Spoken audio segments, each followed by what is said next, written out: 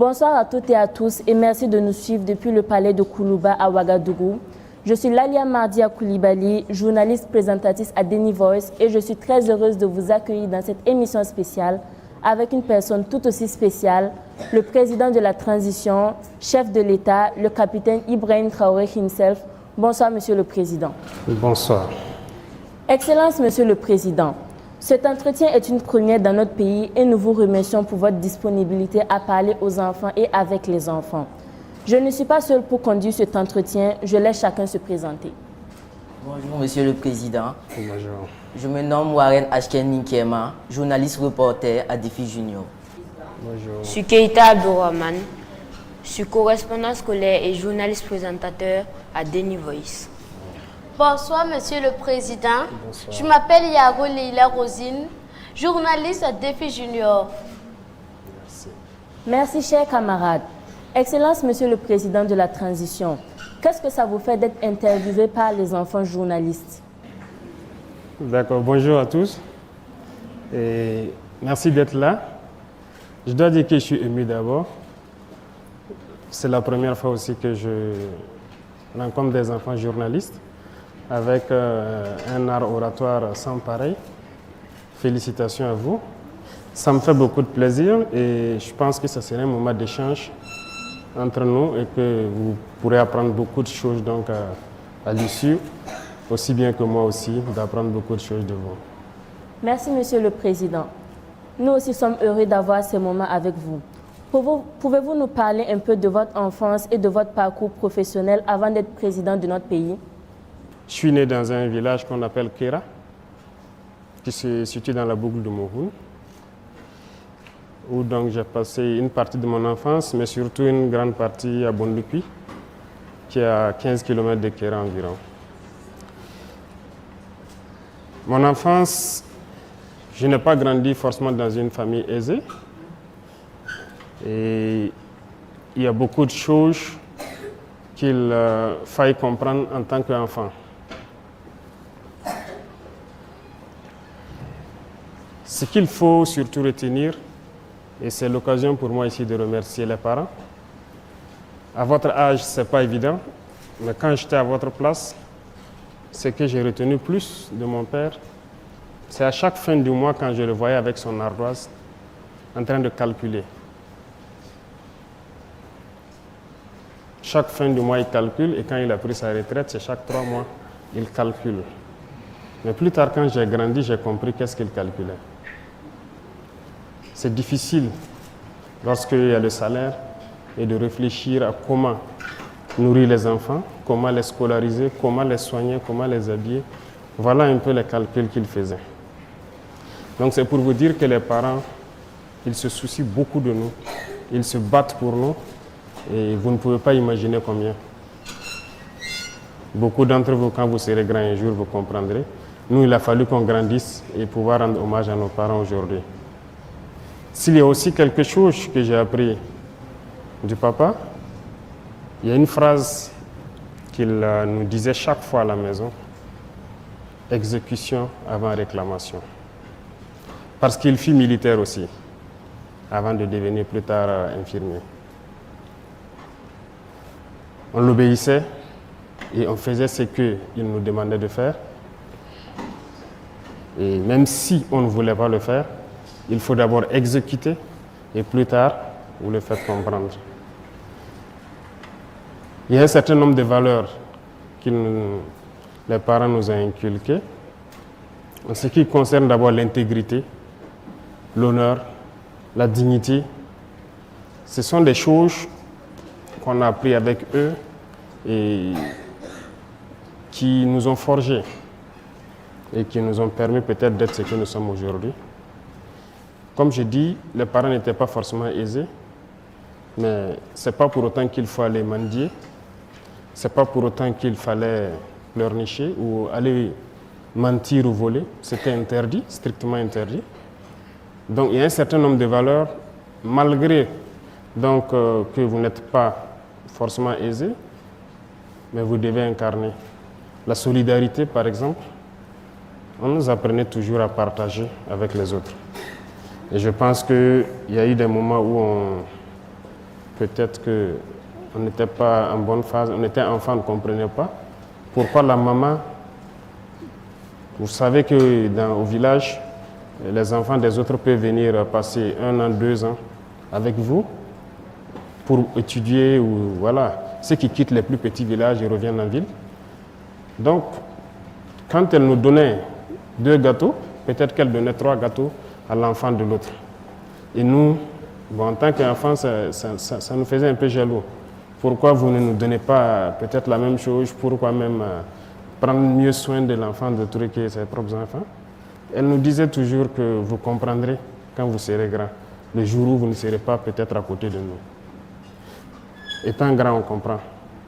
Et on a appris à partager aussi avec les autres. C'est dans ça que nous avons été forgés. Et moi particulièrement, j'ai fait beaucoup de tâches ménagères, hein.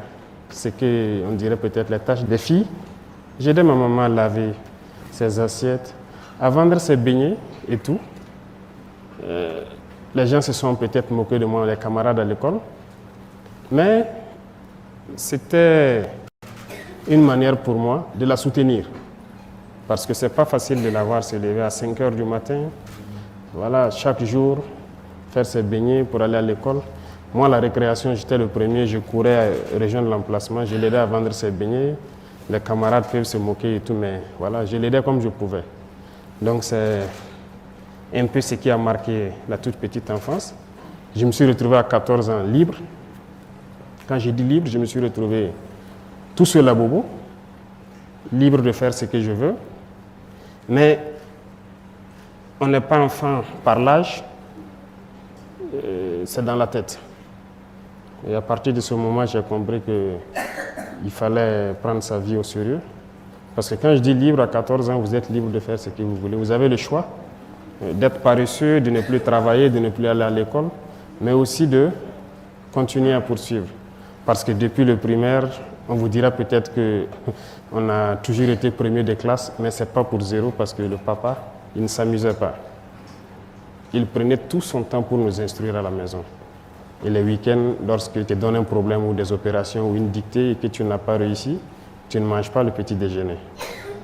Voilà un peu comment ça se passait. Mais ça nous a forgés et ça fait de nous aujourd'hui les hommes que nous sommes. Et nous souhaitons pouvoir être à la hauteur et transmettre cela aux enfants que vous êtes. Et je pense que chaque parent devra donner le meilleur de soi-même et vous aussi d'être reconnaissant et de reconnaître donc le travail que les parents font pour nous soigner, pour voilà, prendre soin de vous. Voilà un peu résumé, je peux dire ma tendre enfance, comment ça s'est passé, qu'est-ce qu'on a vécu. Votre parcours professionnel. Il faut dire qu'il y a une chose aujourd'hui, je suis le chef d'État, mais j'étais, comment je vais dire, j'ai fait le primaire, le secondaire, l'université comme tout le monde, mais l'amour d'être militaire m'a toujours habité. Comme je l'ai dit, le vieux était militaire avant d'être infirmier. Depuis l'enfance, ces rangers, ces casques lourds qui étaient à la maison, je les portais. Donc, je sais qu'ils savaient que j'ai l'amour du métier, mais la maman n'a jamais souhaité avoir un enfant militaire. Et au CM1, j'ai fait le concours de l'excellence. Et au CM2, il y a mon maître qui voulait coûte que je passe le concours de Britannique. Mais la maman s'est opposée farouchement. Elle a vu la souffrance sûrement du papa en tant que militaire, donc elle ne voulait pas qu'un de ses enfants soit militaire. Elle a refusé. J'ai continué à bosser. J'ai un penchant scientifique, ce qui a fait que j'ai fait une filière scientifique jusqu'à l'université, où j'étais en géologie. Voilà. Après le bac, j'ai souhaité encore rejoindre l'armée, mais elle a refusé. Mais quand elle me refusait quelque chose, je ne pouvais pas forcer, parce que si tu forces, ce n'est pas bien. Donc j'ai continué. En année de maîtrise encore, à l'université, je l'ai encore demandé. Je l'ai dit, c'est l'armée que je veux. J'étais bien en géologie, je pouvais faire ce que je voulais. Voilà. Il y avait beaucoup de possibilités de bourse, parce que je n'étais pas quand même dernier de classe. Voilà. Mais c'est en année de maîtrise qu'elle m'a donné l'autorisation. Et j'ai fait le test de l'académie. Je suis allé faire ma formation et voilà, je suis devenu officier de l'armée. Moi, j'étais convaincu. Si elle m'a donné sa bénédiction, elle m'a dit de le faire cette fois-ci. Donc, j'étais convaincu et je savais ce que je faisais. C'est pour vous dire que, comme je disais, 14 ans, vous vous retrouvez tout seul dans une grande ville. C'est pas facile. J'étais au lycée mixte Dakarville, par exemple au secondaire, mais je logeais à Sarfalao, qui fait environ 7 km. Mais je vous dis que j'ai marché pendant un bon moment. Matin et soir, je marchais, je revenais, jusqu'à ce que peut-être il y a un ami d'un grand frère qui m'a prêté son vélo. Mais je croyais en ce que je voulais. C'était, comme je dis chez nous, c'est une conviction. Ce que le papa nous a appris depuis l'enfance, comme je vous dis, il nous encadrait. On avait toujours envie d'être meilleur. Et ça fait qu'on ne lâchait pas. L'objectif, c'était d'être toujours meilleur à l'école. Et ça fait que rien n'a pu nous détourner. Et l'éducation qu'on a reçue, même si on ne mangeait pas, ce n'est pas pour autant qu'il faut se décourager. Oui, parce que les 3 années, le secondaire, ça n'a pas été aussi simple. Ça a été un peu difficile. Un repas par jour, très souvent. Mais ce n'est pas grave. J'ai cuisiné moi-même, je faisais tout moi-même. Mais il fallait être concentré sur l'objectif. Ce qui m'importait, c'est qu'en fin de trimestre, voilà, je dois avoir telle moyenne et c'est tout. Donc c'est ce qui nous a guidés, si je peux dire. Est-ce que ça vous satisfait ou bien je dois vous détailler encore certains points qui vous ont... Non, merci, ça suffit. D'accord. Je passe la parole à mes collègues pour la suite de l'entretien. D'accord. Monsieur le Président, l'on constate que beaucoup de nos frères et sœurs ne sont pas à l'école à cause du terrorisme. Que prévoyez-vous pour accompagner et faciliter leur scolarisation? Vous avez parfaitement raison. Beaucoup ont été déscolarisés de force à cause donc de ce phénomène qui nous endeuille. Je pense qu'à cette rentrée, nous avons pu quand même faire ouvrir beaucoup d'écoles. Mais il faut dire que l'ambition pour nous, c'est de pouvoir créer des écoles modernes. Des écoles modernes en ce sens qu'il faut d'abord créer de vraies agglomérations où il faut créer toutes les structures socioprofessionnelles. Et l'école fait partie. Nous réfléchissons tous les jours à créer des écoles modernes. Parce que aujourd'hui, il y a beaucoup de villages qui ne peuvent pas retourner où les gens ont dû abandonner. Actuellement, les gens sont dans certains centres. On a créé un cadre pour que les gens puissent étudier. Mais ce n'est pas le meilleur cadre pour nous.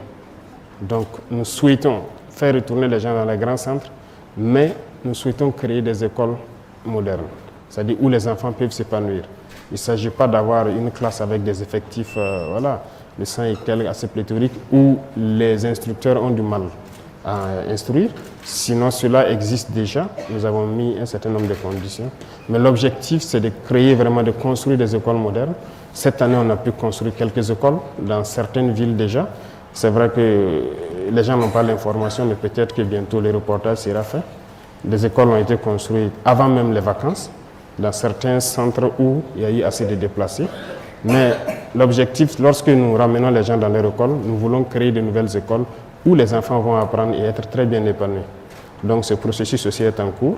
Nous avons ouvert beaucoup d'écoles à cette rentrée-là.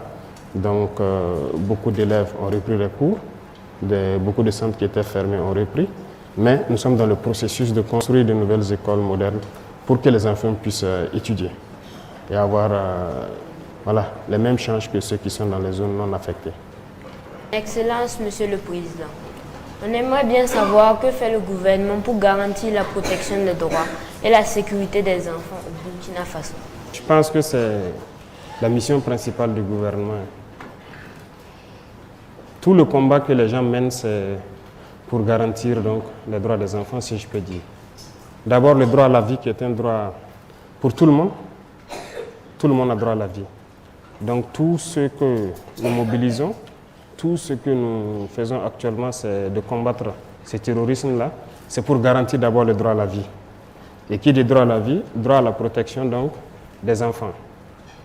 Vous voyez, lorsqu'un père prend les armes, généralement pour combattre le mal, ce n'est pas pour lui qu'il le fait, c'est pour vous les enfants. S'il prend l'arme et qu'il fait face à l'ennemi, il est prêt à mourir, mais c'est pour assurer donc votre protection, c'est pour vous protéger. Donc c'est notre devoir de créer ces conditions pour que les hommes puissent se battre, mais assurer la protection donc, des enfants que vous êtes. Aujourd'hui, nous vivons une situation, mais nous espérons que vos vies soient meilleures que les nôtres.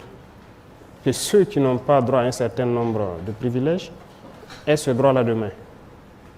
Parce que nous sommes convaincus que cette condition peut être réunie au Burkina Faso. Donc nous devons combattre ce mal, assurer votre droit à la vie, qui est le droit élémentaire, assurer donc votre protection, mais aussi que vous puissiez accomplir vos devoirs, parce qu'il n'y a pas que le droit. Je crois que vous le savez bien, l'a dit, les droits et devoirs. Autant on assure vos droits, on met tout en œuvre pour que vous puissiez exprimer et faire vos devoirs. Donc c'est la tâche primordiale du gouvernement, de tout mettre en œuvre pour que vous puissiez grandir et vous éduquer dans des conditions assez sereines. D'accord? Est-ce que j'ai répondu à votre question à peu près? Merci beaucoup. D'accord. Monsieur le Président, on constate qu'il y a beaucoup d'enfants vivant avec un handicap qui ne sont pas scolarisés par manque d'écoles adaptées ou parce que leurs parents n'ont pas assez de moyens. Que pouvez-vous faire pour résoudre ce problème? Vous avez parfaitement raison. Et nous avons aussi fait les mêmes écoles.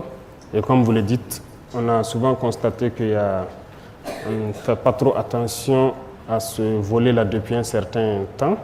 Nous avons fait des écoles où, par exemple, pour ceux qui sont handicapés moteurs, on n'avait pas prévu rien que les rampes pour les permettre d'accéder à l'école et tout ça. Mais je pense que ce sont des choses qui sont en train d'être rattrapées actuellement. Et comme je vous parlais tout à l'heure, nous sommes en train de vouloir construire des écoles modernes. Il y a ceux, par exemple, les handicapés moteurs, ils auront leurs droits élémentaires qui peuvent être respectés dans ce genre d'école. Handicapés visuels, je pense que le braille est en train de se développer. Donc il y a beaucoup de facteurs que nous sommes en train d'étudier pour intégrer dans ces écoles modernes dont je parle. Il faut prendre en compte justement les enfants vivant avec les handicaps pour qu'ils ne se retrouvent pas en marge. Et ceux qui n'ont pas les moyens, je veux vous dire quelque chose, l'objectif est de rendre l'école gratuite. Il y a beaucoup de pays où l'éducation est gratuite. Ici, c'est possible. C'est possible parce qu'on a passé le temps à nous faire comprendre, comme je l'ai dit, que nous sommes pauvres, mais nous nous rendons compte que nous ne sommes pas pauvres. C'est la gouvernance le problème, et je pense que c'est ce pourquoi nous nous sommes révoltés, et nous sommes en train de tout mettre en œuvre pour créer les conditions pour que ces questions, vous ne puissiez pas les poser dans les années à venir et dire que les enfants en situation de handicap, s'ils n'ont pas les moyens, l'éducation doit être un droit, c'est un droit, et ça doit être une réalité. Et ça doit être gratuit. Le rêve, c'est d'y arriver. Beaucoup de pays le font aujourd'hui. Pourquoi au Burkina Faso on ne pourrait pas le faire? Donc notre combat, c'est de pouvoir rendre l'éducation gratuite, donc il n'y aura pas question de moyens, et de mettre toutes les conditions pour que vous vivez avec un handicap ou pas, que vous puissiez donc bénéficier de l'éducation. Vous pouvez être rassuré sur ça. Je réponds un peu à la question. Merci, Monsieur le Président. Merci beaucoup à vous. À présent, je vous invite à regarder un micro-trottoir que nous avons réalisé. Les enfants partagent avec nous leurs rêves pour le Burkina Faso. Ils ont été interrogés par Faisal Soré et Nadi Traoré, journalistes à Deni Voice.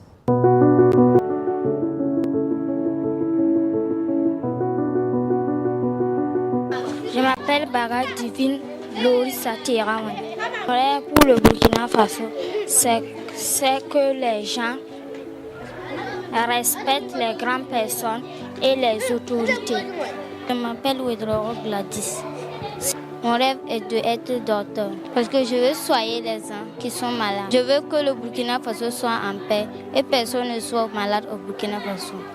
Je m'appelle Comporé Olivier. Mon rêve, c'est être député, travailler pour développer le pays. Je m'appelle Gwen Fatimata.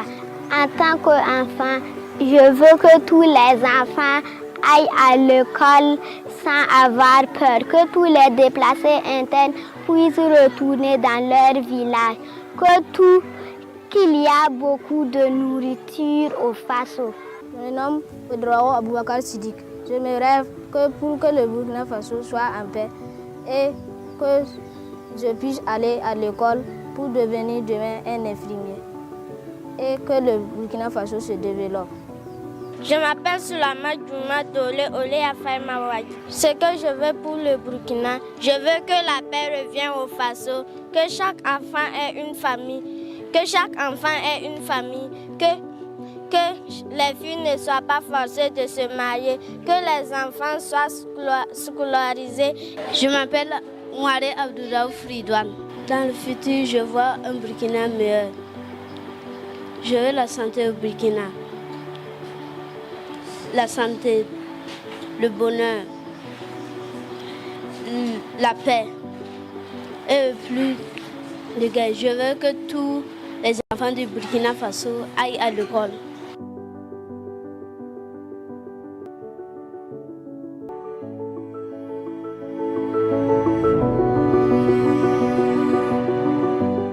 Monsieur le Président, réaction après ce que vous venez de voir. Il y a un de vos camarades, c'est Ridouane, c'est ça, qui dit qu'il rêve d'un futur, du Burkina Faso, où il y a le bonheur, la paix. Il a résumé beaucoup de choses. C'est aussi notre rêve. Beaucoup parlent de la paix, retourner à l'école et tout. Je vois que vous n'êtes pas des enfants dans l'esprit. La situation vous a rendu adulte. Et c'est tout ce que nous avons comme conviction aussi. Il faut que la paix revienne, que vous retournez à l'école, que chacun retrouve ses camarades, que vous puissiez communier, que vous puissiez partager, que vous puissiez vivre l'enfance. Nous avons vécu plus ou moins en paix. Et si aujourd'hui les enfants n'arrivent pas à vivre ce minimum d'amour qu'ils ont pu partager là, ça nous met mal à l'aise. Donc le combat, c'est de ramener cette paix-là. Et aussi, comme il a dit, un avenir meilleur, le bonheur, le développement, c'est possible. Parce que je peux vous assurer que vos enseignants et en tout cas les pédagogues sont à pied d'œuvre pour créer les conditions pour que vous puissiez apprendre le Burkina réel. Parce que ce que nous avons appris, ce n'est pas forcément bien pour la tête. Qu'est-ce que je veux dire par là? Par exemple, on ne vous dit pas toutes les potentialités du Burkina. Il faut qu'on puisse vous enseigner cela. Donc vos manuels scolaires vont sûrement changer. Les gens sont à pied d'œuvre pour inscrire dedans les réalités. Nous avons appris beaucoup de mensonges, parce que c'est ce que l'impérialisme a voulu qu'on apprenne. Mais nous voulons changer cela avec vous. Que vous appreniez les réalités du Burkina et qu'on puisse se mettre au travail ensemble et pouvoir faire sortir le pays donc, de cette situation. D'accord? Et c'est bien possible. Manger à sa faim, c'est possible. Il l'a dit. Est-ce que beaucoup de gens aujourd'hui à l'école font, par exemple, le jardinage? Nous, je sais que chacun avait une partie dans le jardin de l'école. Matin et soir, on arrosait nos arbres. On faisait beaucoup de choses de façon pratique. Et c'est une manière de d'apprendre l'agriculture tout petit. Et ça peut aider, contribuer à ce qu'on soit autosuffisant. Donc chaque enfant doit manger à sa faim. Un enfant ne doit pas avoir faim. Donc c'est le combat que nous menons. Je suis très ému et je suis très content que vous pensiez la même chose. D'accord? Nous sommes encouragés ainsi. Vous êtes un vrai leader, un exemple pour nous les enfants. Chaque jour, nous voyons à la télévision les combats que les FDS et les VDP mènent sur le terrain contre les terroristes. Quelle est la situation actuelle de la lutte contre les forces du mal? La situation actuelle, nous ne souhaitons même pas que vous voyez certaines choses, mais ce que je peux dire, ce n'est pas un plaisir de tuer, comme on le dit. Ce n'est pas bien. Mais s'il y a des gens qui sont venus au Burkina et ont commencé à tuer des Burkinabés, on a le droit de se défendre, de les empêcher de tuer des Burkinabés. C'est ce que nous vivons. Donc, des individus ont été manipulés, sont venus s'en prendre aux Burkinabés et nous sommes en train de nous organiser pour les faire face. C'est vrai que la lutte a duré, beaucoup de gens ont souffert depuis ces années, mais actuellement, nous pouvons vous dire que nous sommes sur des rails assez solides parce que la première des choses, tout ce que vous voulez faire dans la vie, il faut s'organiser. Il ne faut pas aller en rang dispersé, comme on aime le dire. Même à l'école, voilà, dans vos jeux, on vous l'apprend, n'est-ce pas? Lorsque vous vous tenez la main pour être plus fort, ou lorsque chacun se met dos à dos pour pousser l'autre pour être plus fort, c'est ça. C'est une manière de vous apprendre à ne pas aller en rang dispersé et de s'organiser. Il s'agissait pour nous d'organiser l'armée d'abord. Donc c'est ce qui est en cours. Il faut organiser pour que les gens puissent aller au combat, des gens qui se connaissent. Lorsque vous ne vous connaissez pas, c'est compliqué. Donc cette phase est en cours et c'est très bien évolué. Deuxième chose, c'est l'équipement. Nous avons vécu beaucoup de situations sur le terrain. C'est comme j'ai dit, ce que nous avons vécu, nous ne souhaitons pas que demain les autres vivent la même situation. Il fallait équiper les forces. Nous sommes sur cette question. Beaucoup de gens aujourd'hui sont très bien équipés. En tout cas, sur ce volet, on a fait un gros effort, justement avec le peuple qui a compris la mission. Vous savez que ce n'est pas la magie qu'on a fait. Voilà, nous avons exposé la situation au peuple. Nous avons demandé à ce que les gens contribuent pour pouvoir équiper les forces. Que ce soit en protection individuelle, en moyens roulants, les armes, les munitions. Aujourd'hui, l'équipement, ça va. Les gens arrivent à être déployés de façon convenable et la lutte avance. Et comme vous pouvez le constater, il y a beaucoup de zones où nous avançons, nous réinstallons la population au fur et à mesure et nous consolidons. Parce que lorsqu'on installe, il faut installer d'autres forces avec pour pouvoir les assurer un minimum de sécurité. Et nous avançons au fur et à mesure.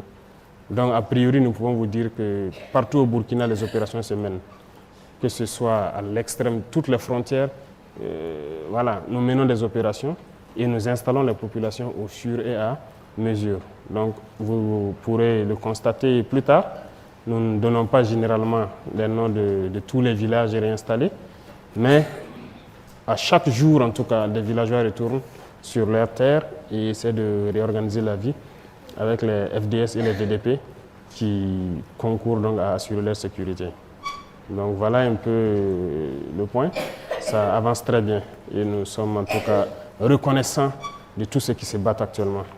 Et nous ferons tout pour leur donner tout le nécessaire pour y arriver. Lorsque nous ne pourrons pas, nous reviendrons vers le peuple et nous leur dirons nous avons besoin de ci, de ça et encore plus de sacrifices. D'accord?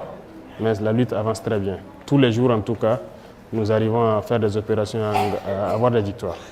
Par rapport au terrorisme, l'on constate son excellence que des enfants sont contraints de quitter leur famille pour se retrouver seuls sans aide. Qu'est-ce qui est fait pour aider ces enfants en difficulté? Beaucoup de parents, beaucoup de vos grands frères et grandes sœurs ont décidé de faire face au mal. Beaucoup y laissent leur vie et des enfants se retrouvent orphelins. Et d'autres dans des conditions en tout cas pas reluisantes. Et il y a une loi sur les pipis qu'on a adoptée. Et je pense que l'objectif, c'est quoi? C'est que ces enfants dont les parents ont consenti le sacrifice suprême, ces enfants dont les parents ont été fauchés donc par ces forces du mal-là, qu'on puisse leur donner un avenir meilleur. Parce qu'on ne peut pas les laisser comme ça. Donc, c'est vrai, on a voté des lois, mais il faut mettre en pratique. Actuellement, la réflexion est en cours pour créer dans quelques centres des écoles qui puissent accueillir d'abord ces enfants-là, qu'ils puissent être internés, qu'ils puissent apprendre, en plus de cours pédagogiques que vous apprenez, des métiers et autre chose. Il y aura des réformes dans les jours à venir donc, sur le système même éducatif, mais c'est parce qu'il y a des départements qui ont été instruits pour prendre en compte cette problématique-là et créer des centres, en tout cas de formation, des écoles où on apprend et l'enseignement normal et puis les métiers aussi. Donc les enfants qui seront en situation défavorable ou ceux qui ont perdu les parents dans cette guerre devront pouvoir avoir un minimum de vie, un minimum de dignité pour pouvoir apprendre. Donc nous sommes dans ce processus et comme je dis, l'objectif à moyen ou long terme, c'est de rendre complètement l'éducation gratuite. Mais en plus de l'éducation, les pupilles de la nation, il faut aussi prendre soin d'eux parce qu'il n'y a plus quelqu'un pour les entretenir.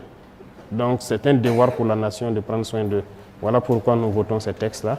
Mais il s'agit de la mise en pratique maintenant qui est la phase importante pour nous, pour qu'à la rentrée prochaine, nous puissions voir au moins un échantillon. D'accord? On aimerait bien devenir des leaders comme vous. Que sera fait pour susciter le leadership des enfants burkinabés dans la sous-région, voire même en Afrique? Leadership. C'est vrai que si vous dites que je suis un leader, je suis content de l'apprendre et je pense que vous êtes tous des leaders potentiels. Comme je dis, vous savez, qu'est-ce que ça veut dire le Burkina Faso? C'est le pays des hommes intègres. C'est ça, non?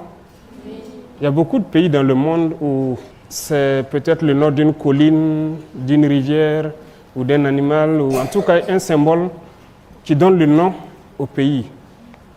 Rares sont ces pays, je ne connais pas la signification de chaque pays, mais rares sont ces pays où on définit la qualité des hommes. Est-ce que vous comprenez? Burkina Faso, les hommes qui y vivent doivent être des hommes intègres. C'est le pays des hommes intègres. Donc, il y a beaucoup de valeurs que vous devez d'abord incarner, des valeurs que vous devez apprendre et faire, appliquer.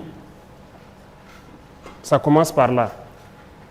Et lorsque vous pouvez appliquer ces valeurs-là, vous devenez un modèle au sein de vos camarades. L'intégrité est une valeur très très importante. L'honneur.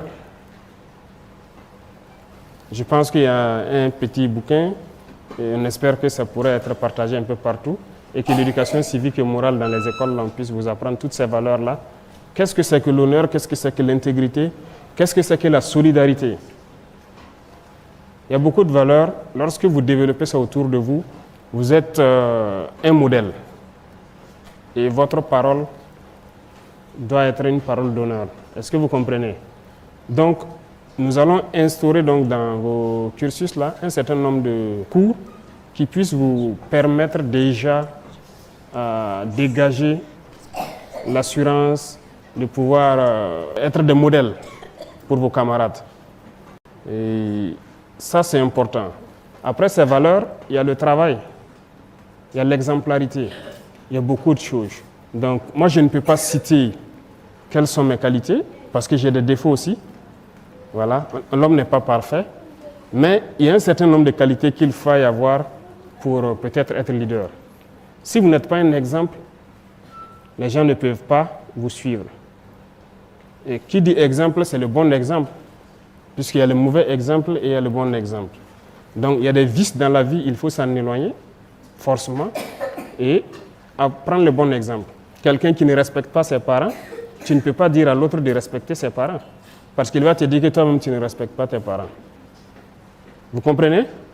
Si tu ne respectes pas ton grand frère, tu ne peux pas dire à l'autre de respecter son grand frère. Donc, il y a des choses que vous devez pouvoir faire et ça va amener les autres à vous respecter et à faire ce que vous allez les dire de faire. Et c'est là que lorsque vous parlez, on peut vous croire. Vous ne pouvez pas être un menteur et puis vouloir que les autres ne mentent pas. Donc, il y a des valeurs que vous devez incarner forcément. Lorsque vous avez une parole, vous avez une parole. Il ne faut pas mentir, il ne faut pas voler, il ne faut pas tricher. On vous apprend tout ça à l'école, n'est-ce pas? Donc, apprenez ça très bien parce que ce sont des valeurs très importantes qui doivent vous permettre d'être des leaders.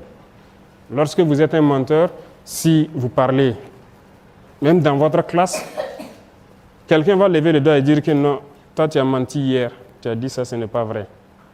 On peut se tromper, mais il ne faut pas mentir chaque fois.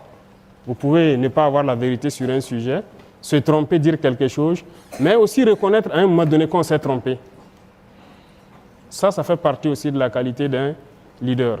Parce que lorsque vous dites quelque chose aujourd'hui, vous n'avez pas la vérité peut-être, mais demain, si vous vous rendez compte que ce n'était pas vrai ce que vous avez dit, il faut avoir le courage, l'honnêteté de reconnaître et de dire, bon, hier, moi, je vous avais dit ça, mais ce n'était pas vrai. Donc, aujourd'hui, voilà ce qu'il y a. Je m'en excuse.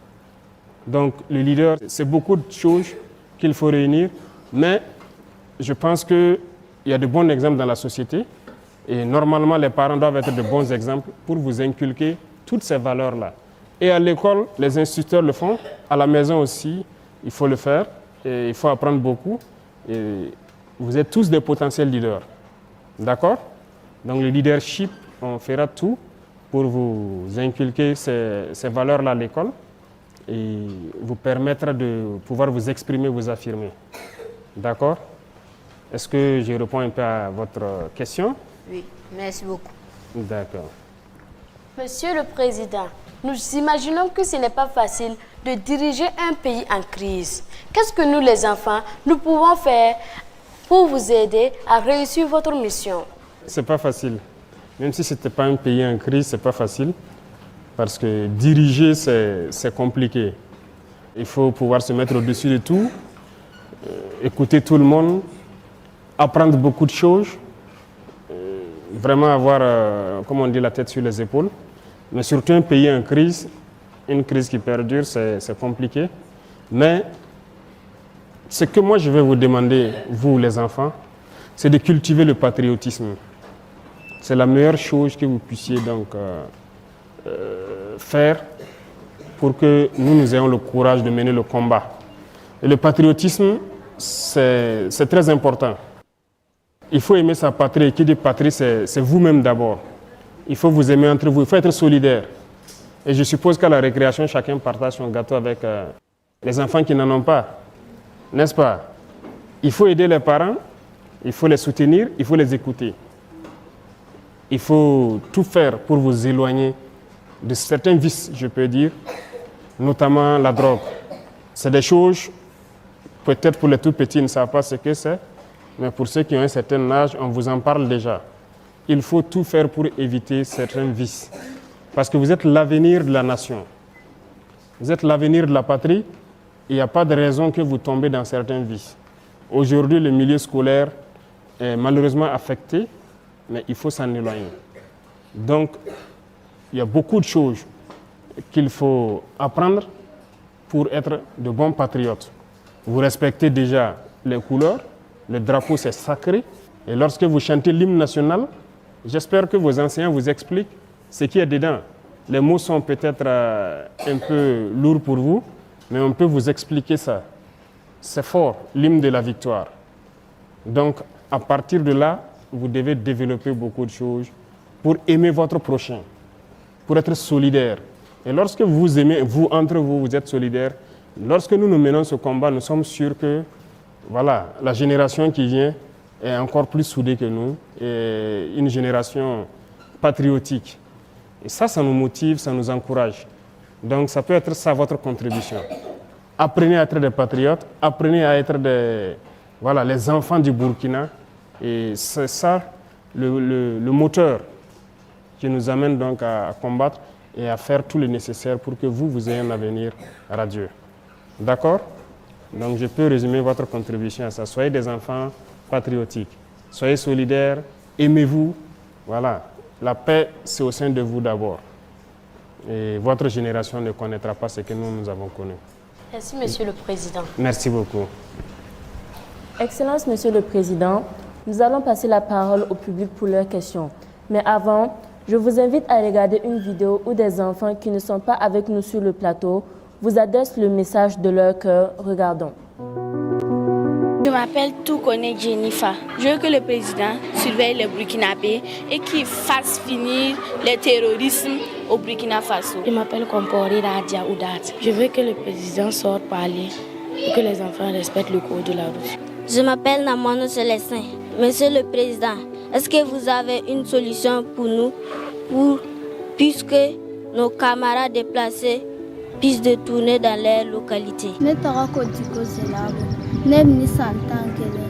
Monsieur le Président, nous allons Côte d'Ivoire, aller mais école fana ne fait minina fait aka seko bela jenike kasira kele genga banga dura ola demsenu be kashira ta école distrante.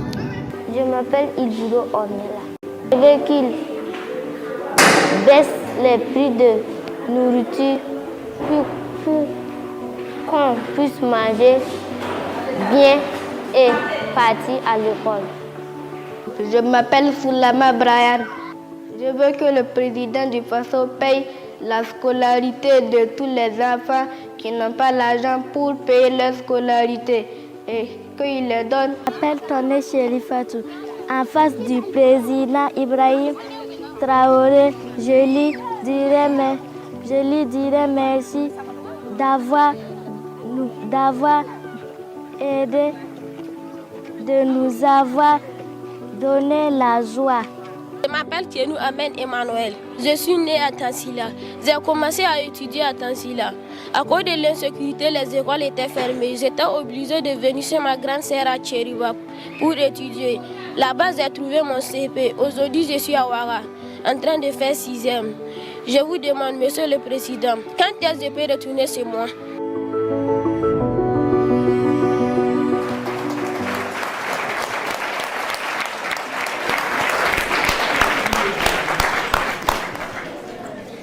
Monsieur le Président, réaction après ce que vous venez de voir.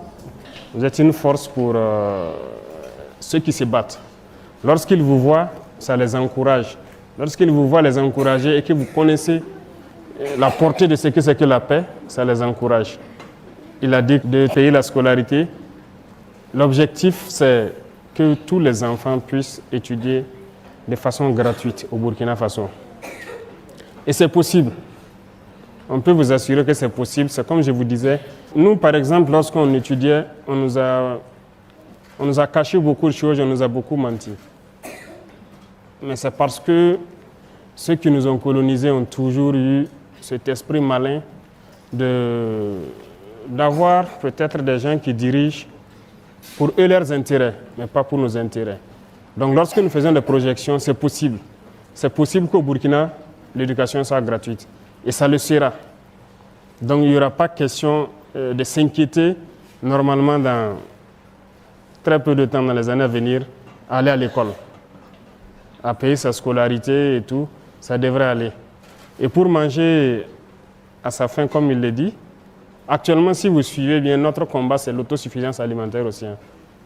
Parce que ce matin, par exemple, lorsque vous avez pris votre petit déjeuner, c'est des croissants que vous avez pris? Ou c'est du pain? Qu'est-ce que vous avez mangé? Des gâteaux? C'est fait à base de farine de blé, c'est ça? Est-ce que vous savez que le blé, ce n'est pas produit ici? Nous, on nous a dit à l'école que le blé, c'est en Amérique, c'est en Europe. Voilà le cours qu'on a appris. Vous avez bu du lait, c'est ça? Vous n'avez pas bu du lait? Souvent, vous buvez du lait à la maison. Et c'est quel lait vous buvez? Ah, Nido. Ça vient d'où? D'accord, c'est pour vous dire que l'autosuffisance alimentaire, c'est un combat. Dès les premiers jours, je l'ai dit dans mon intervention, il faut que chaque enfant de ce pays puisse manger à sa faim, dormir tranquillement, se lever le matin, aller à l'école, s'amuser avec ses camarades et revenir tranquillement à la maison, s'amuser avec ses camarades du quartier et dormir en paix. Notre combat, c'est ça. Lorsque cette condition sera réunie, nous, on aurait réussi notre mission. Et il faut qu'on y arrive. Et lorsqu'on se fixe un objectif, on fait tout pour l'atteindre. Nous avons conscience que Dieu nous a tout donné ici. Je vous disais tout de suite, le blé, on nous a dit, nous, à l'école, c'est comme si on ne peut pas le faire ici. On nous a menti. On cultive le blé ici. Ça marche bien. Et nous allons le développer. Des gens ont commencé cette année. J'ai pu voir des gens qui l'ont fait dans le cadre de l'initiative présidentielle. Et on m'a dit qu'il y a quelques années de cela, des particuliers l'ont essayé et ça marche. Donc actuellement, nous sommes en train de semer du blé dans certaines superficies dans l'initiative présidentielle. Ce que vous mangez doit être produit ici. Donc, voilà pourquoi j'ai dit, on va vous apprendre beaucoup de choses. Et on va réviser le contenu de ce qu'on vous apprend. Pour ceux qui prennent le café, on nous avait fait comprendre que vos chocolats, le café et autres, c'est dans les pays où il pleut parce qu'ici c'est la savane, c'est le désert, il ne pleut pas, on ne peut pas cultiver. On nous avait encore menti, c'est faux. Le café pousse bien, le cacao ça pousse bien. Il y a des gens qui ont des champs ici et ça produit très bien. Même à Ouagadougou ici, il y en a qui ont des arbres de cacao dans leur cours. Ça veut dire que les chocolats que vous pouvez envier chez les enfants qui sont dans des familles un peu aisées. Tous les enfants peuvent manger le chocolat au Burkina. Nous avons découvert, c'est possible. Le lait, pourquoi on doit importer? On peut le faire. C'est pour vous dire qu'il y a beaucoup de choses, on ne nous avait pas dit la vérité. Vous avez la chance et on vous l'apprend et on vous promet qu'on fera tout pour que vous mangez à votre faim. Et comme on le dit, vous allez manger bien le matin pour aller à l'école, aller bosser gratuitement, manger à midi, vous amuser, revenir le soir, vous amuser au quartier, bosser vos cours, réviser et dormir. C'est le rêve que nous éprouvons. Tant que les enfants du Burkina ne seront pas dans ces conditions-là, notre combat ne s'arrêtera pas. D'accord? Donc, on sait que ce sont vos aspirations et c'est normal, c'est légal. Tout parent se bat pour ça.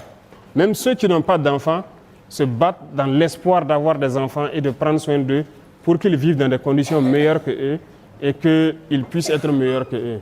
C'est le combat de tout le monde, de toute génération. Nous avons la chance, Dieu nous a tout donné. Partout au Burkina, vous savez que partout on cultive. Partout. Au Sahel, là on vous dit que c'est le désert, ce n'est que le sable, on peut produire. Nous, on nous a beaucoup menti à l'école, mais c'est le formatage du colon. Il nous fait comprendre cela pour qu'on ne réfléchisse pas. Mais on s'est rendu compte que tout est faux.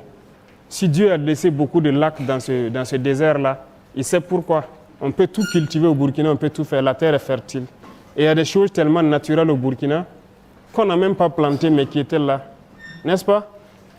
Est-ce que le karité, vous avez appris à planter des karités? Vous vous êtes né trouvé, non? Ça, l'état sauvage dans la nature. Vous savez que c'est un don de Dieu. C'est beaucoup de choses qui sont dans les karités. Vous avez le beurre de karité, qui est de l'huile, c'est important. Vous savez qu'il y a du chocolat dedans? Voilà, il y a beaucoup de choses. Il y a 7 sous-produits dans le karité. Vous avez le néré, qui est un produit naturel. Beaucoup de choses, ce n'est pas uniquement les ressources sous le sol. Même sous le sol, on nous avait appris que le sol est ferralitique ici, c'est pas trop riche, tout est faux. Vous voyez, aujourd'hui, il y a beaucoup d'or au Burkina. Mais c'est seulement mal géré. Et notre mission, c'est de pouvoir bien gérer ces ressources-là et vous entretenir, prendre soin de vous pour que vous soyez dans vos droits élémentaires de bien vivre, d'aller à l'école et qu'on puisse vous protéger. Et aussi que vous puissiez accomplir vos devoirs. Parce que vos devoirs, c'est très important. N'est-ce pas? Il faut faire vos devoirs. Il ne faut pas se limiter uniquement aux droits. Lorsque les gens vous disent que vous avez des droits, ajoutez et des devoirs. Vous avez des devoirs envers vos parents, envers vos aînés, envers la patrie. Vous avez des devoirs. Quelqu'un a parlé de feu, la circulation et tout ça. Vous pouvez voir des grandes personnes ne pas respecter le feu, ne pas respecter certaines choses dans la circulation. Mais il y a des écoles où on vous apprend et on souhaite que ce soit dans toutes les écoles. Il ne faut pas être ce genre d'adulte-là. Le civisme. Vous voyez que des gens peuvent rouler, ils boivent son sachet d'eau, ils jettent, pendant qu'on peut trouver une poubelle et mettre dedans.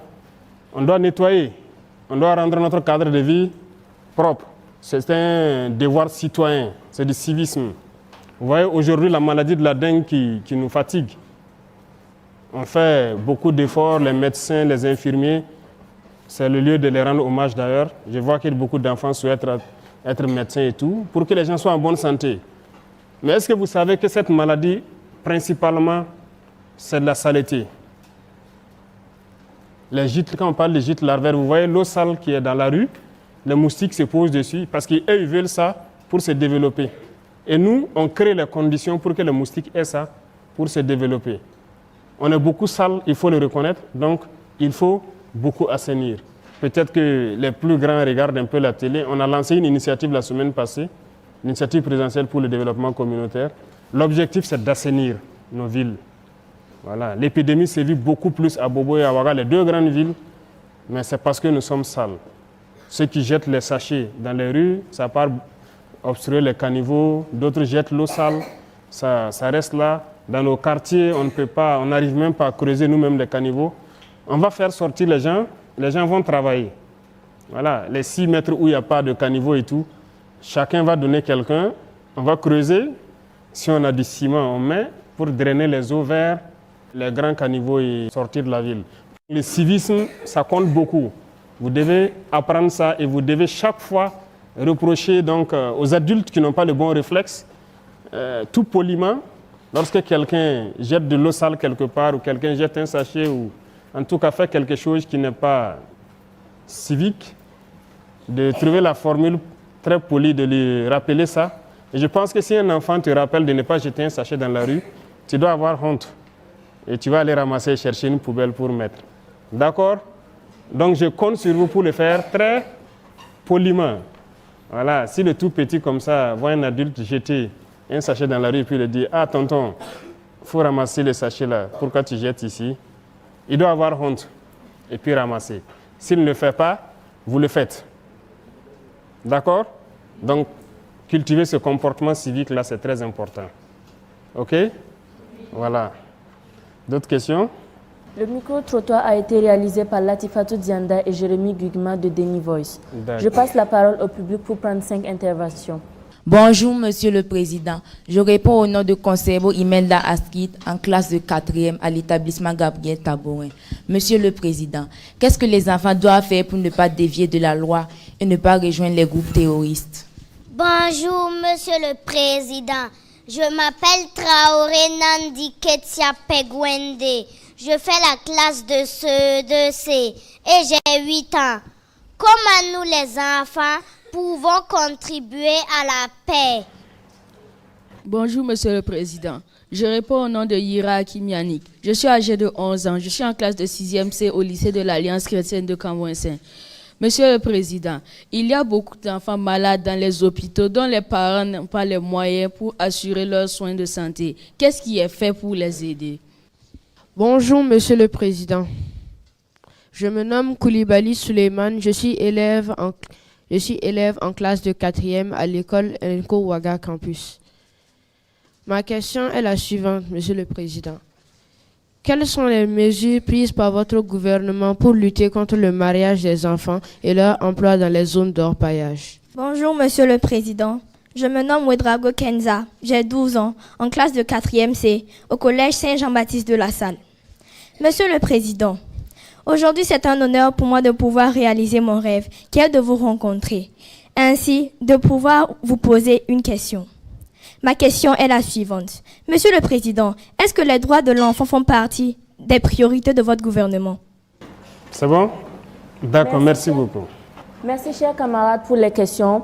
Maintenant, nous allons écouter les réponses de son Excellence, Monsieur le Président de la Transition, chef de l'État. La première question, c'est qu'est-ce que les enfants doivent faire pour ne pas être en porte-à-faux avec la loi et rejoindre le groupe? Si vous apprenez bien ce que vos instructeurs vous disent en la matière, vous ne devez pas normalement enfreindre la loi. Et je vous ai parlé tout de suite de patriotisme, de civisme, qui doit vous permettre de ne pas enfreindre la loi. Maintenant, quand il s'agit des groupes terroristes, il faut retenir quelque chose. C'est Dieu qui nous a créés.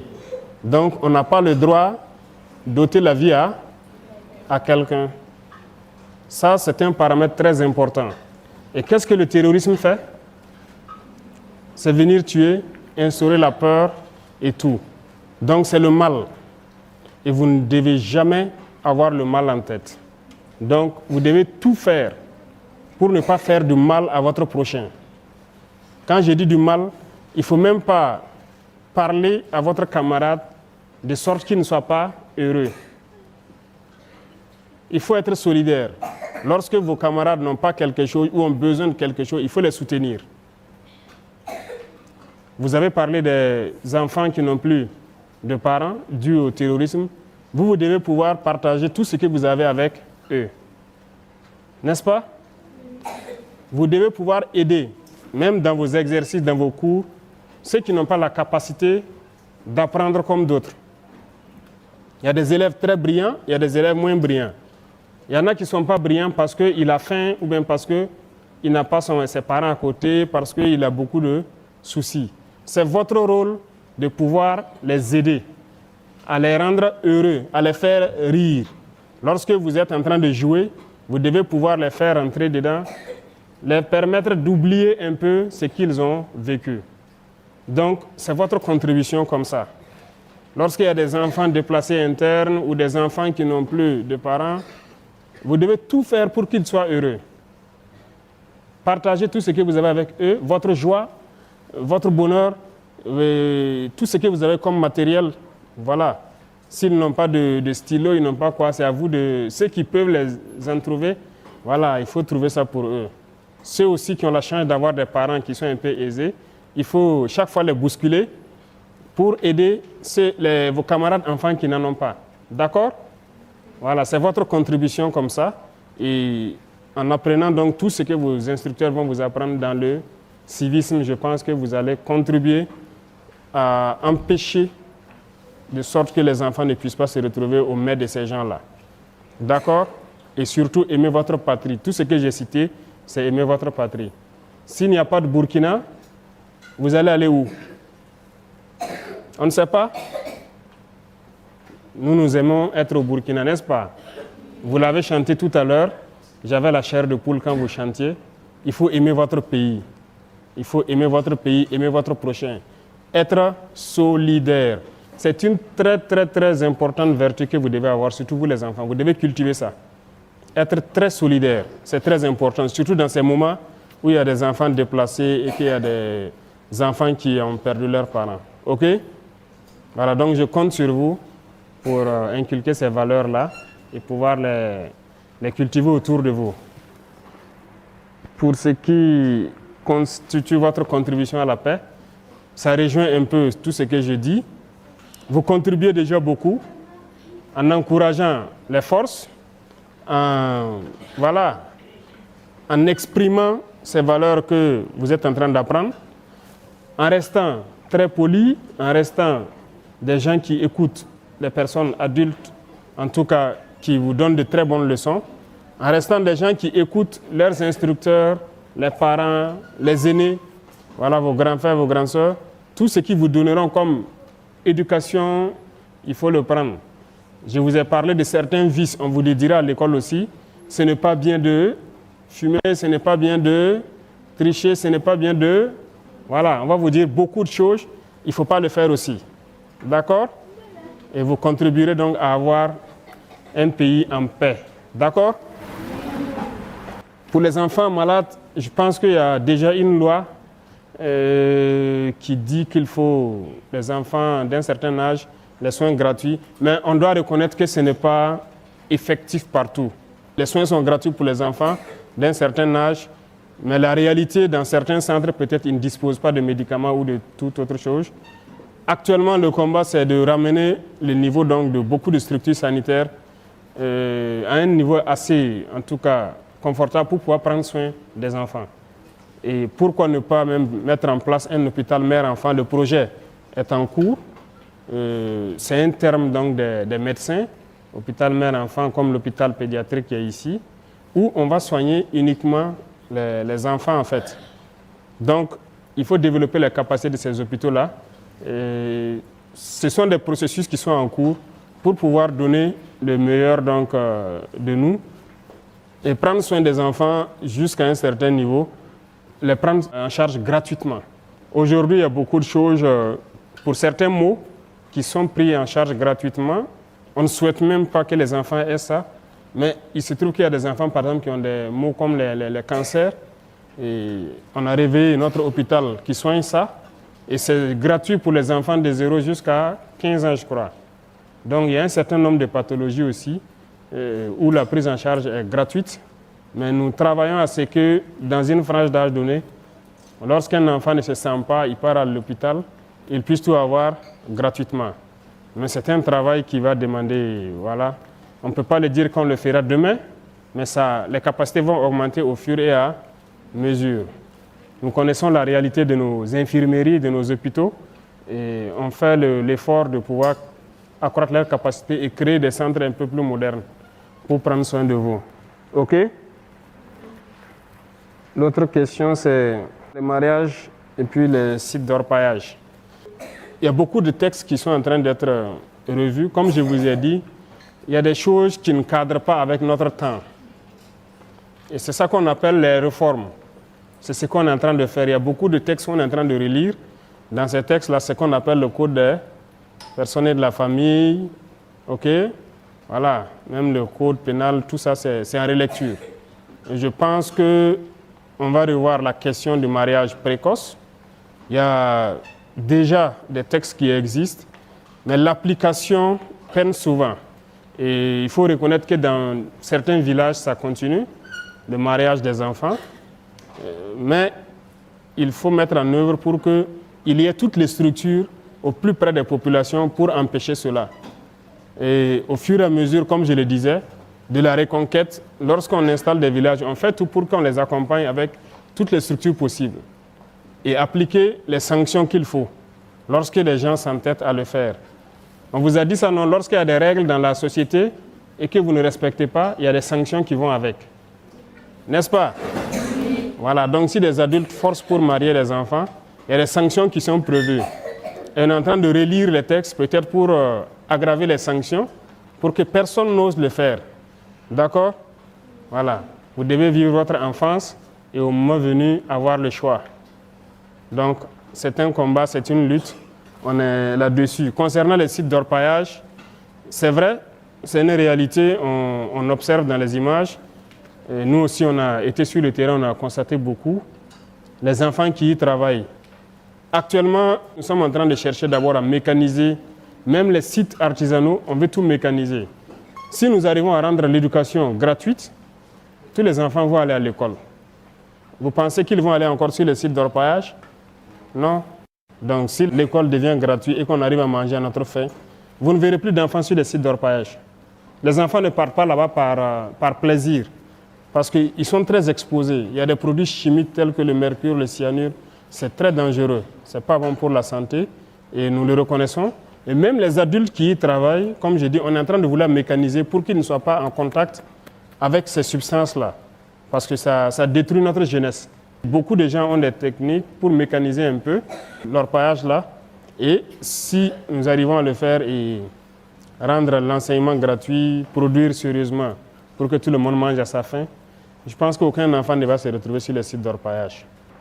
Si les droits des enfants font partie des priorités, les droits et les devoirs, c'est ce que je dis, d'accord?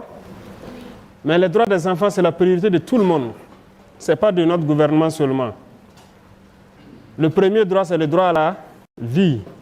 C'est l'essence même de notre combat. Donc, c'est une priorité.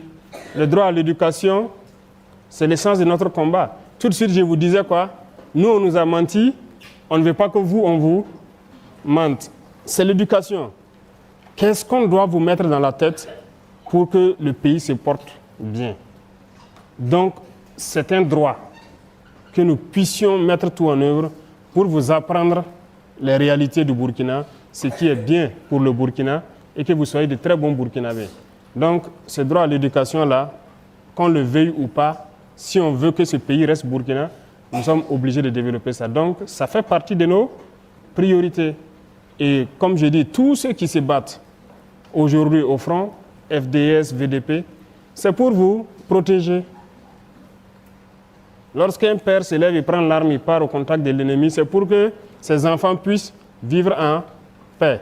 Lui, il est prêt à mourir, mais il veut protéger ses enfants. Donc, ça fait partie de vos droits, qu'on puisse vous protéger.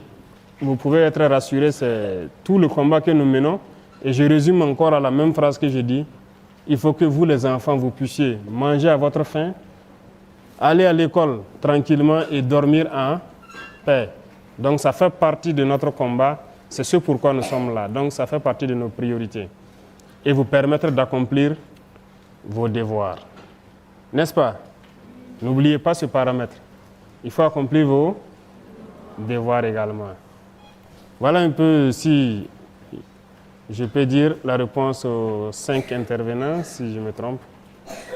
Autre question? Monsieur le Président, merci pour ces réponses. Excellence, Monsieur le Président de la Transition, chef de l'État. À l'occasion de la Journée mondiale de l'enfance, célébrée chaque 20 novembre, nous, les enfants du Burkina, avons un message à vous adresser. Notre message sera lu par Diko Leila de la province du Soum, chef-lieu Djibo. Excellence, Monsieur le Président, Mesdames et Messieurs, chers camarades, bonjour. Je reprends au nom de Diko Leila, âgée de 14 ans, en classe de 3e. Je suis journaliste présentatrice en langue nationale Fulfulde en défi junior. Monsieur le Président, nous aimerions vous demander de tout faire pour que tous les enfants du Burkina Faso aillent à l'école pour apprendre à lire, écrire, compter, pour développer leurs connaissances et comprendre les événements du passé, du présent et du futur. Monsieur le Président, au nom de tous les enfants de toutes les régions du Burkina Faso, je vous demande de faire tout votre possible pour que les enfants déplacés internes aient un logement et jouissent de tous leurs droits. La place de l'enfant n'est pas dans la rue. Monsieur le Président, nous aimerions que les filles aillent à l'école pour construire un Faso meilleur au lieu de servir aux travaux domestiques parfois violents.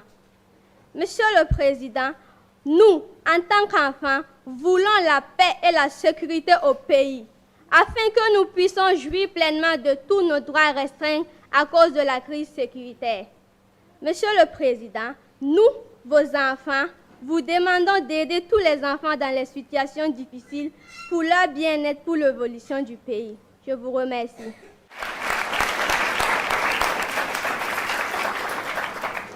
Merci beaucoup.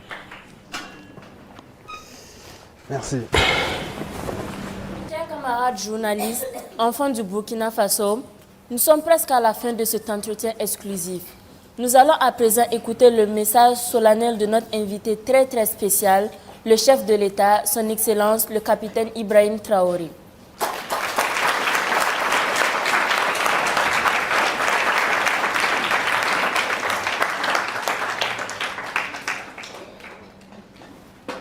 D'accord, merci beaucoup. Et j'espère que nous avons passé de très bons moments. J'avoue que je suis très surpris. À votre âge, ce n'est pas évident que je puisse faire ce que vous faites, mais c'est ce que nous souhaitons. Tout le combat, c'est que vous soyez meilleurs que nous. Et cultivez en vous le patriotisme, cultivez en vous le civisme, écoutez donc vos enseignants, les parents, les aînés, et apprenez les bonnes manières. Retenez quelque chose, il n'y a qu'un seul Burkina. Et comme je vous dis, le Burkinabé se définit par l'homme intègre. Et qui dit homme intègre, c'est plusieurs valeurs qu'on vous apprend. Apprenez à vivre, à exprimer ces valeurs-là. Soyez solidaires avec vos camarades qui ont de la peine à peut-être avoir la joie, qui ont de la peine à pouvoir se nourrir. Soyez très solidaires. C'est à travers la solidarité que vous allez nous aider à construire une paix dans cette génération qui monte. Et à nous encourager, nous qui nous battons, pour nous donner encore plus, pour que vous puissiez avoir un avenir à Dieu. Soyez sûrs d'une chose, nous nous battrons pour que vous puissiez étudier dans de bonnes conditions et vivre dans de bonnes conditions. C'est l'essence de notre combat et nous pouvons vous faire le serment ici que nous n'allons pas trahir cet esprit de combat-là. Donc soyez rassurés et apprenez surtout à prendre soin de ceux qui ne seront pas à la même hauteur, que ce soit sur le plan matériel ou surtout pédagogique. C'est très important pour ceux qui n'ont pas pu finir l'année. Il y a un qui a quitté Tansila, qui s'est retrouvé à Kiriba, c'est ça, qui est actuellement à Ouagadougou. Il faut que vous puissiez vous aider. Tout le monde n'a pas la même capacité, mais vous avez ce devoir-là d'aider les autres. En tout cas, merci beaucoup d'être venu passer une journée entière avec nous. Et je souhaite que l'année scolaire qui a démarré soit une année de succès pour vous et que pour le Burkina Faso, ce soit une année de succès sur le terrorisme et que la paix puisse revenir et que ceux qui ont quitté leur localité puissent rejoindre et jouir de leurs droits et pouvoir exprimer leurs devoirs. Merci beaucoup à vous.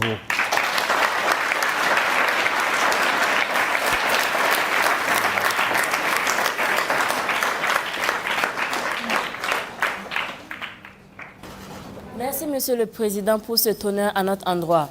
Nous vous remercions de vous être prêtés à nos questions et vous souhaitons plein succès dans votre mission. Merci de nous montrer que les enfants qui constituent plus de la moitié de la population du Burkina sont aussi importants à vos yeux. C'est la fin de cet entretien. Merci à vous, chers camarades, de nous avoir suivis depuis le palais de Koulouba. Que la paix et la sécurité reviennent dans notre pays. Que Dieu bénisse le Burkina Faso, la patrie où la mort nous vaincront. Je vous remercie. Merci beaucoup. Mesdames et messieurs, vous venez de suivre le grand entretien avec son Excellence, Monsieur le Président de la Transition, chef de l'État. Voici venu le moment pour le chef de l'État de remettre symboliquement des cadeaux à 6 enfants. Il s'agit d'un recueil dédicacé et un sac à dos souvenir de cette rencontre historique. J'invite à recevoir les cadeaux Dembélé Yasmine.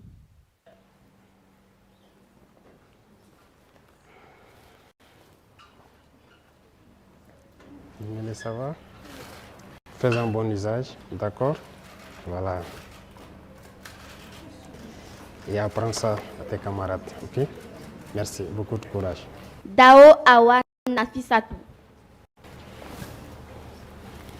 Dao, ça va? Ça va. Fais un bon usage, apprends très bien et apprends tes camarades aussi, ok? Merci. J'aimerais prendre une photo avec vous. D'accord, allons-y. J'espère que vous prenez bien la photo, hein? Merci. Touré Amadou. Touré, fais un bon usage, d'accord? Voilà, beaucoup de courage. Zongo Kolotin. Zongo, ça va? Fais un bon usage. Merci. Allez, courage. Anloum Ama Meivin. Allez, faites un bon usage. D'accord? Beaucoup de courage. Merci beaucoup. Redraogo Yanis. Fais un bon usage. Ok? Allez, beaucoup de courage. Les autres pourront entrer en possession de leurs cadeaux juste après le déjeuner offert par son Excellence le capitaine Ibrahim Traoré, président de la transition, chef de l'État.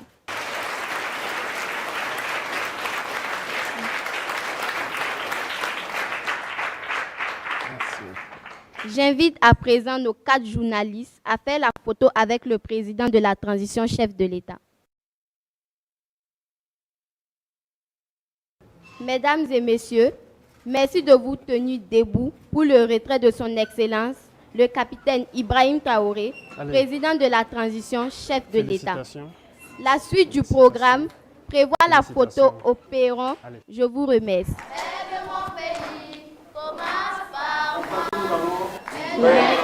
Merci beaucoup.